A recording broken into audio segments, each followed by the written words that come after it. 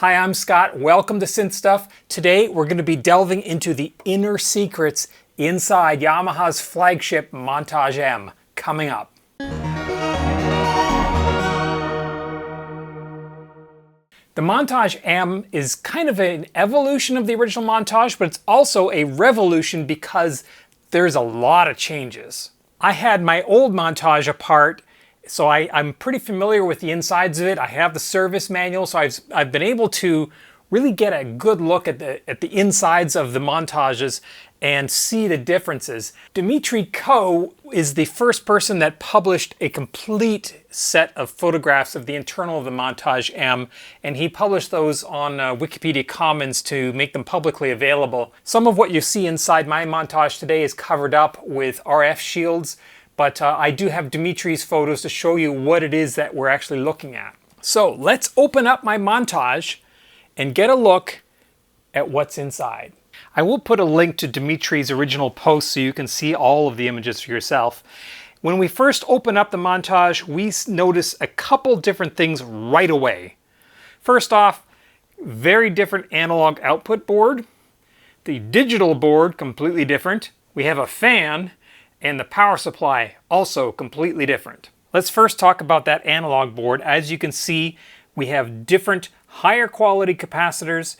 The chips that are the DACs, they're digital audio converters that convert the digital signal coming out of the sound engines underneath this cover, are much different. We'll talk about that in just a moment, as well as the ADCs, which takes the analog line in and digitizes it for effects, so we can run our analog in through our effects engine. When I first got the Montage M and turned it on, the very first thing I noticed was the sound. It's much clearer, much more engaging. It sounded more real. And I thought at first it's because of the new 24-bit samples. Some of the new pianos and so on that are in the new Montage M are 24-bit instead of 16-bit. So I thought, well, that's the reason why. But no, because all of the sounds that I was used to, the guitars and the strings and all the acoustic sounds, sounded better as well. And those were still 16-bit samples. So what's going on? Well, it's the DACs and the op amps. Both are a major upgrade with much higher quality units. Well, the DACs and the op amps used in the old Montage are obsolete. They aren't even made anymore. So by definition, it's going to be newer and greater and better. On the original Montage, we had AKM DACs with 24 bits and 117 decibels sound and noise with a 0.032 distortion. And the distortion is what really makes a difference.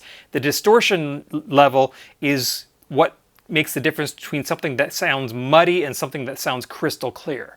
If you notice, at 44.1, the distortion was 0.032, and then at 96, that went up to 0.005, which doesn't seem like a lot, but it actually is in terms of distortion. However, the new Montage uses a TI. You can see them right there, the Texas Instruments DACs. They are 32-bit DACs with 123 decibels of signal to noise ratio, and the distortion is a sixth, 1/6 of what the old Montage had. So the old Montage had 0.032, the new one is 0.0005% distortion, and that's at 44.1 kilohertz sample rate, which is a huge increase.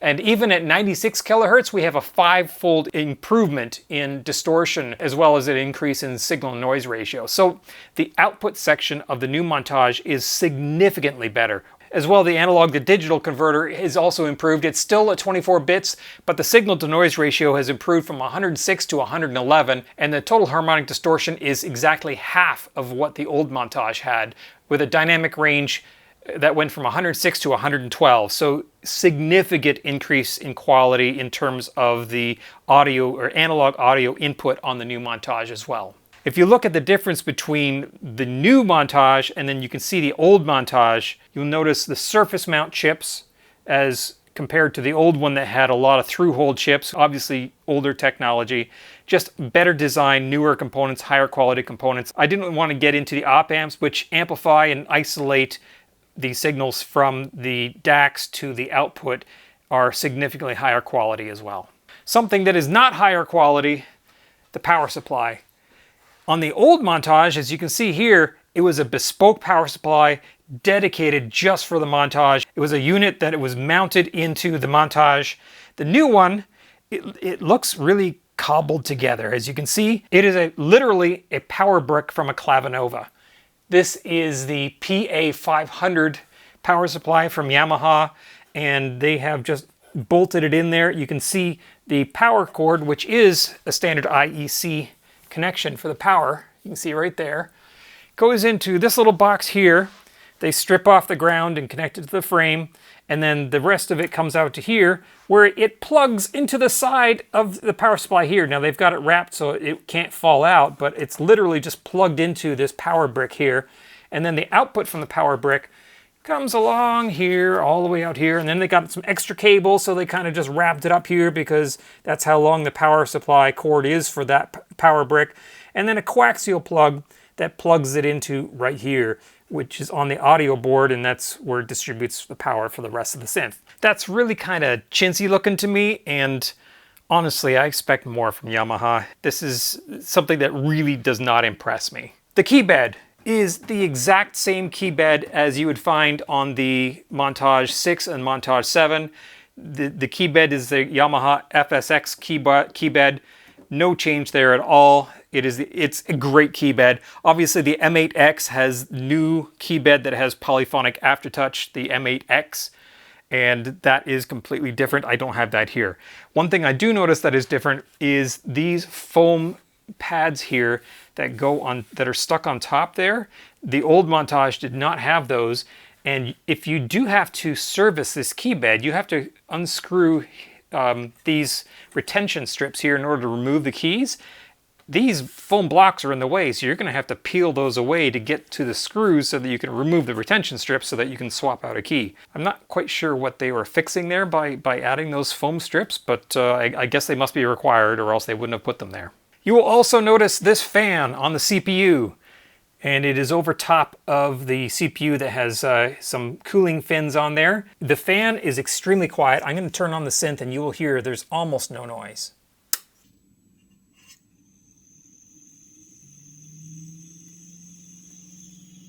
I'm standing about 6 inches away from it. I can barely hear it. So it's a very, very quiet fan, but it's required for that CPU. And why is it required? Well, it's because of what's underneath this RF shielding box. Oh, and before we go any further, can I ask a favor and can you click like on this video?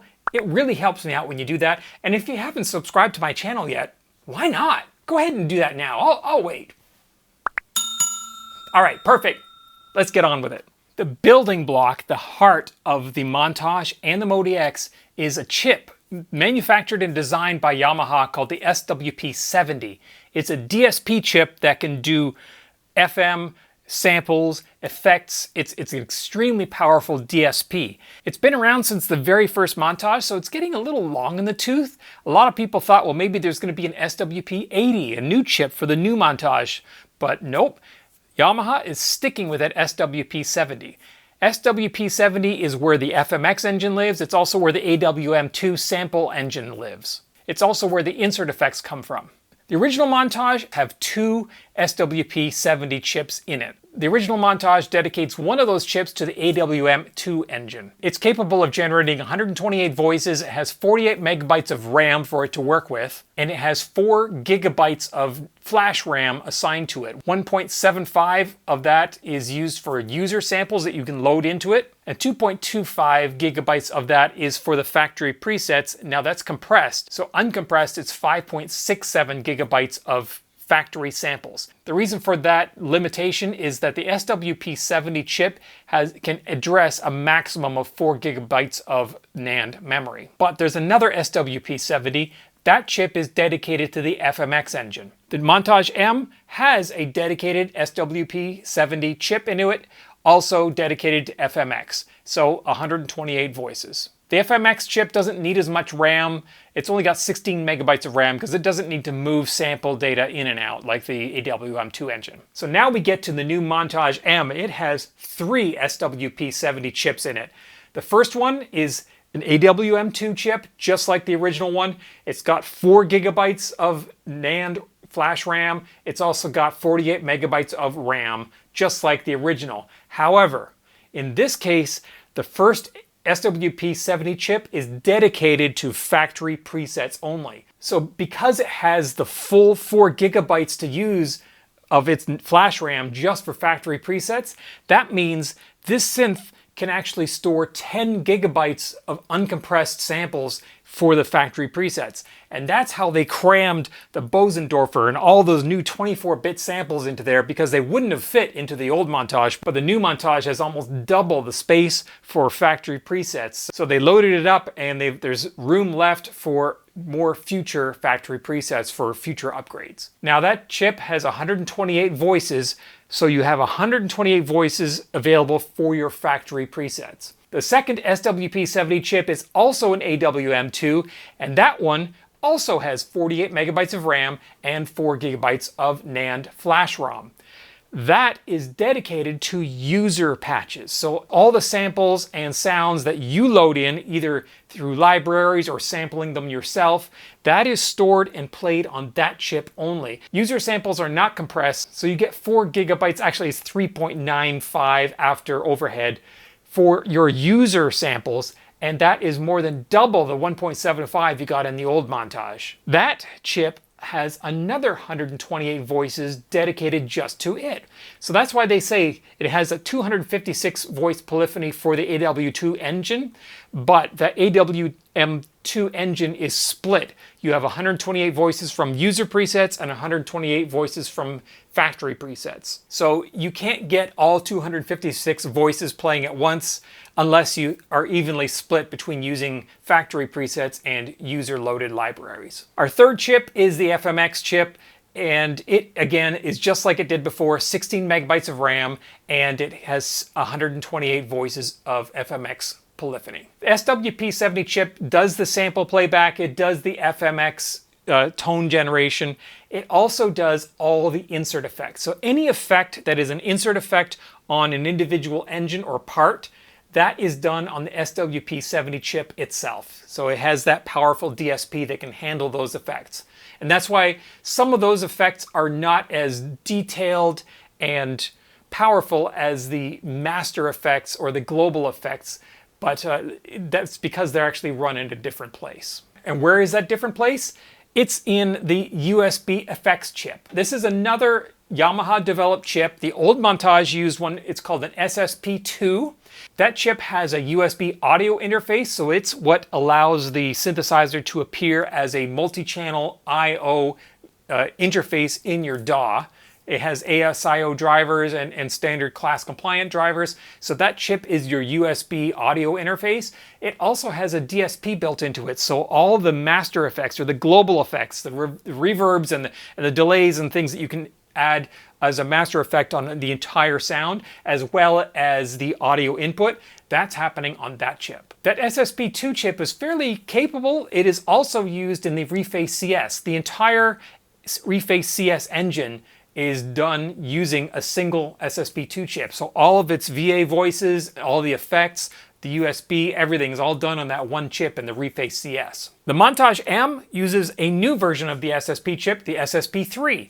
This is the chip that's also used in the Steinberg UR interfaces, the audio interfaces that you can get for your DAW.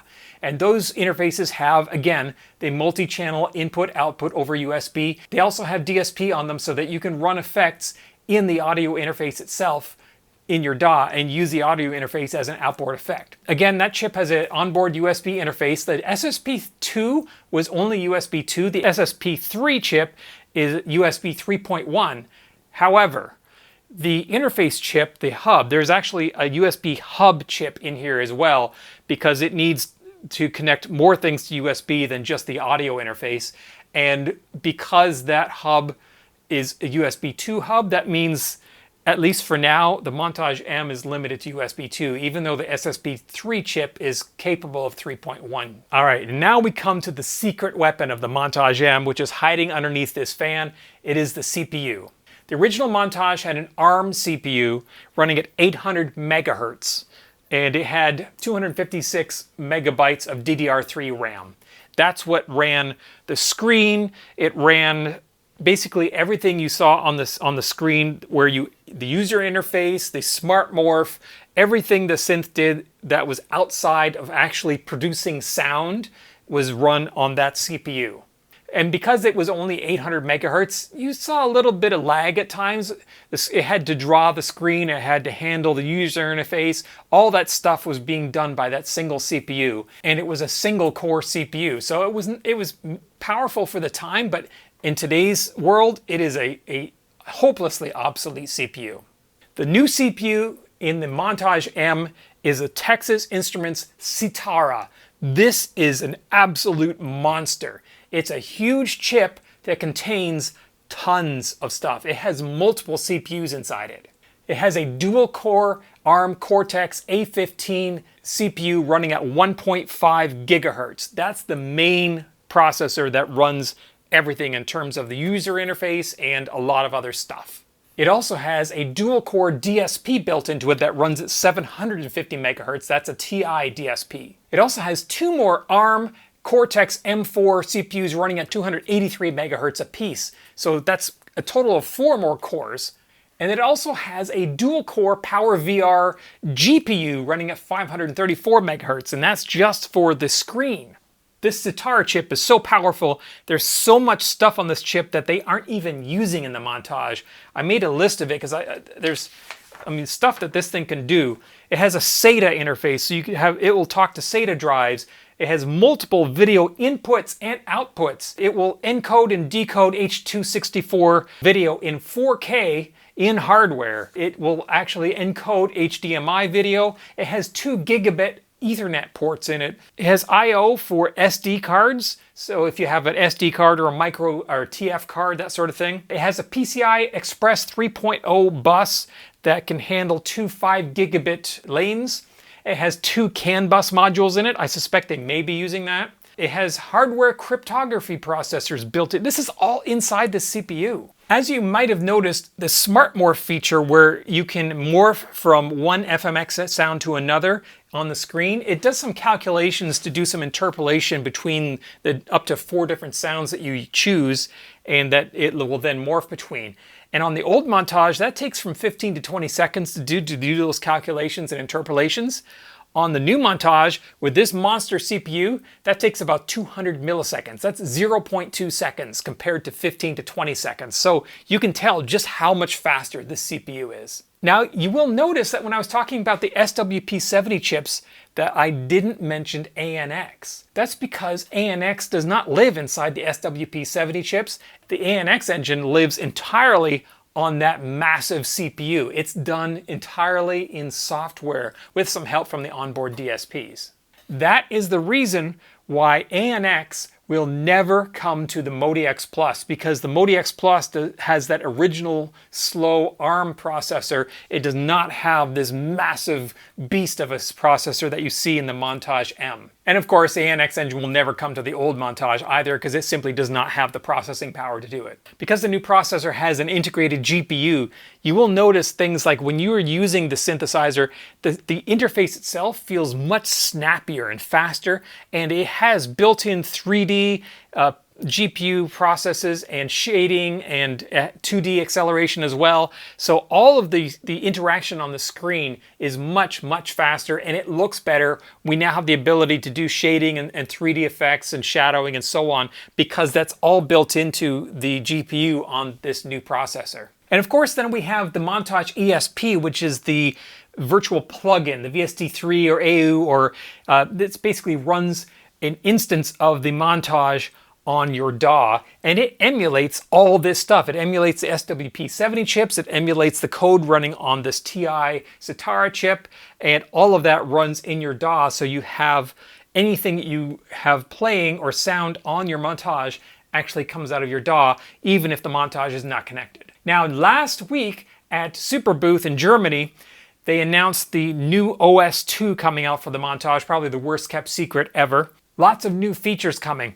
First off, Smart Morph will be available for the ANX engine as well, not just for FMX. They didn't mention whether you could Smart Morph FMX sounds together with ANX sounds. Based on the architecture that I know about this synthesizer, I highly doubt that's going to be the case. We also have a new global effect, a shimmer reverb, coming as part of OS 2.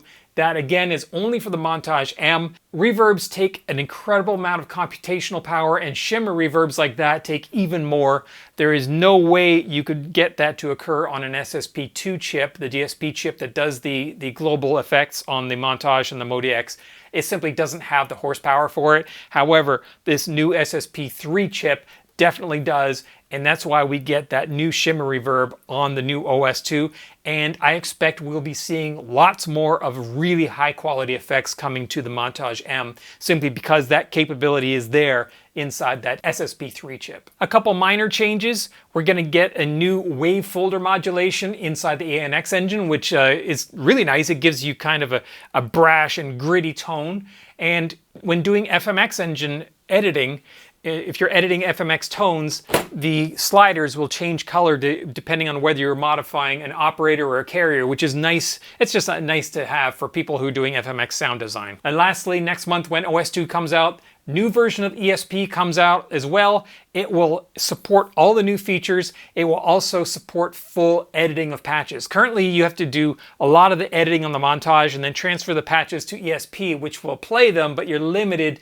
in terms of what you can do with that. You can change performance controls like super knob and so on, but you can't actually edit the patches. The new version of ESP coming out at the end of June allows you to do full editing. It's full functionality. Everything you can do in the Montage, you'll be able to do in ESP, with the exception that you cannot create new smart morphs. You can play back smart morphs that were created on the Montage M, but you can't create them on ESP yet. It probably will be coming, but it's not there yet. So that's it, my peek inside the Montage M. If you have any questions, comments, corrections especially, please leave them in the comments section below. And could I really ask you to click like on this video if you find it at all interesting or useful? It really helps me out when you do that. And of course, subscribe to the channel. Click the little bell. You get notified every time I post a video.